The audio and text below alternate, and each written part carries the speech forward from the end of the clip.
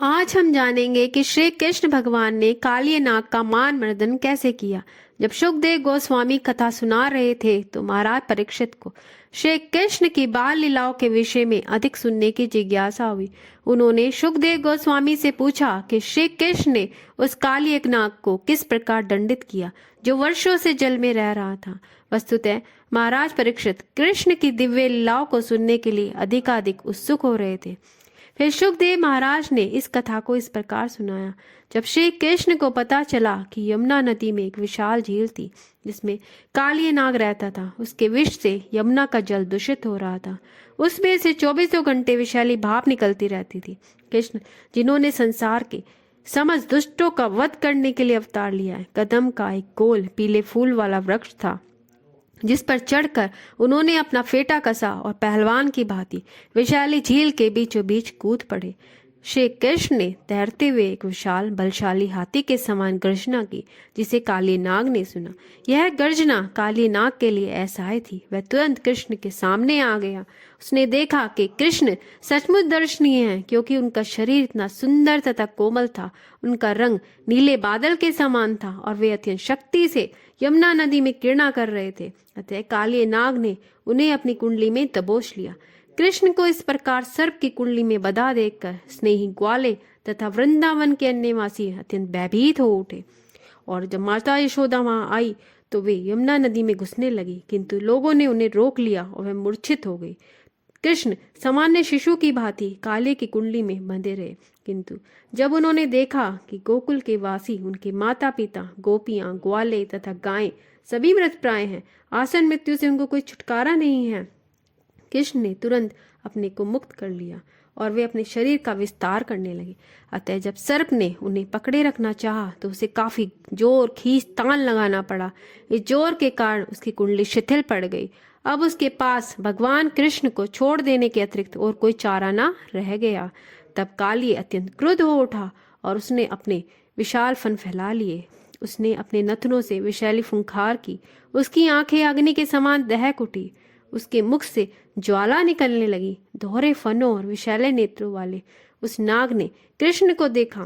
कृष्ण तुरंत उस पर टूट पड़े। जिस प्रकार गरुड़ सर्प पर झपटता है, इस प्रकार हमला किए जाने पर कालिये ने कृष्ण को डसना चाहा, किंतु कृष्ण उसके चारों ओर घूमने लगे। कृष्ण ने तुरंत सर्प के फनों को नीचे दबाया और झट से कूद कर उन पर चढ़ गए। कृष्ण के चरण कमल सर्प के फनों की मणियों के किरणों के लाल रंग से दिख रहे थे। फिर भगवान कृष्ण सर्प के फनों पर नाचने लगे जो इधर उधर हिल रहे थे। कालियन के लगभग 100 फन थे, किंतु कृष्ण ने सबों को अपने वश में कर रखा था। वे उन पर अपने चरण कमलों का प्रहार कर रहे थे जो काली के लिए असहाय हो रहा था। धीरे धीरे काली के प्राणों पर आ बनी। फिर काली नाग क्रोध में आकर संघर्ष करने लगा और भगवान को मारने के लिए उसने अपना एक फन उठाया, किंतु उसने तुरंत उसे पकड़कर पाद प्रहार द्वारा वश में कर लिया और उस पर नाचने लगे। ऐसा लग रहा था मानो भगवान विष्णु की पूजा हो रही हो। सर्प के मुख से निकल रहे विष पुष्पांजलि से प्रतीत हो रहे थे। फिर काली अपने मुख से विष के स्थान पर रक्त वमन करने लगा और पूरी तरह से थक गया। उसका सारा शरीर भगवान के चरण प्रहारों से जर्जर हो उठा। अंततः वह अपने मन में समझ गया कि कृष्ण ही श्री भगवान है। तब सर्प पत्नियों ने देखा कि उनका पति भगवान के पाद प्रहार द्वारा वंशीभूत किया जा चुका है और वह मरणासन है। नाग पत्नियां जानती थी कि कृष्ण समस्त शरणागतों के शरण है और वे अपनी प्रार्थनाओं द्वारा भगवान को प्रसन्न करके अपने पति को आसन संकट से छुड़ाने के लिए इच्छुक थी। नाग पत्नियों ने आगे निवेदन किया, हे स्वामी, हम आपको सादर नमस्कार करती हैं। आप प्रत्येक जीव के भीतर परमात्मा रूप में निवास करते हैं। हे भगवान, हम आपके समक्ष प्रार्थना कर रही हैं। आप जान सकते हैं कि यह बेचारा सिर्फ अपने प्राण त्यागने वाला है। हम स्त्रियों के लिए हमारा पति ही सर्वस्व है। हमारी आपसे प्रार्थना है कि आप हमारे पति काली नाग को क्षमा कर दें। नाग पत्नियों द्वारा प्रार्थना किए जाने पर भगवान कृष्ण ने काली को अपने पाश से मुक्त कर दिया। चेतना आने पर और पाश से मुक्त होने पर काली के प्राण का संचार हुआ और इंद्रियां चैतन्य हो उठी। वह हाथ जोड़कर परम भगवान कृष्ण से प्रार्थना करने लगा, मेरा जन्म ऐसी योनि में हुआ कि मैं तमोगुण के कारण स्वभाव से क्रोधी और ईर्ष्यालु हो गया। हे भगवान, मेरी इन अपरिहार्य भौतिक प्रवृत्तियों के लिए मुझे क्षमा करें। मैं आपकी शरण में आया हूँ। आप चाहें तो मुझे दंड दें या बचा लें। यह सुनकर श्री भगवान ने सर्प को आदेश दिया, तुम तुरंत इस स्थान को छोड़कर सागर में चले जाओ। अब इसमें तनिक भी विलंब न करो।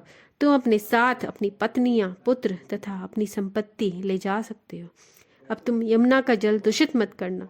इस प्रकार कृष्ण के आदेश का पालन करते हुए उन्होंने यमुना झील छोड़ दी। हरे कृष्णा।